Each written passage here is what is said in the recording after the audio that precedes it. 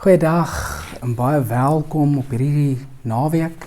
Mag jy die nabyheid van die Here ervaar en dankie dat jy saam gereis het en dat jy jouself oopgestel het om ook saam met Henry se werk dieper te delf en dieper te ontdek. Die wonderlike is die naweek bring altyd rus. En ek het dit goed gedink om 'n gedeelte so saam met julle te deel oor hoe lyk dit om te rus. Om eenvoudig en stil in rus te beweeg. Hy skryf en hy sê, maar daar is so baie dinge wat my hart en my aandag weglei, amper aftrek, my aandag weglei en aftrek van God af.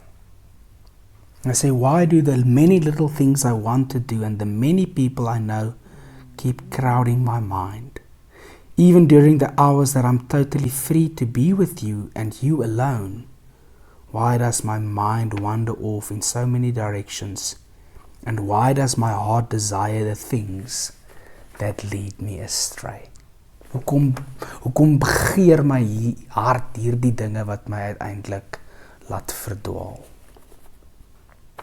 Hy sê die enigste ding is dat ek u kan vra om u self nie van my te vervreem of weg te steek nie, om my nie in moedeloosheid te laat weghardloop nie, maar om my moe, uitgebrande liggaam te vat, my verwarde gedagtes en my rustelose siel in u arms te laat tuiskom en my rus te gee. Simply quiet rest. I say, the only thing you ask of me is not to hide from you, not to run away in despair, not to act as if you were a relentless despot.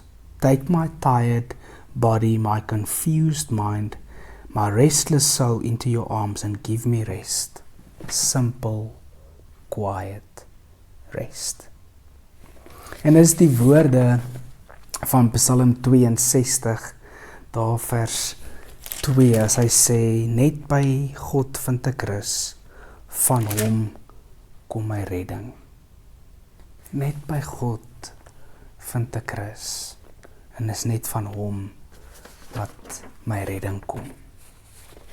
En die uitnodiging, of die vraag vandag is, hoe kan ek my moe liggaam, my moe verwarde gedagtes en my rustelose siel na God toe bring, dat hy my kan rus gee?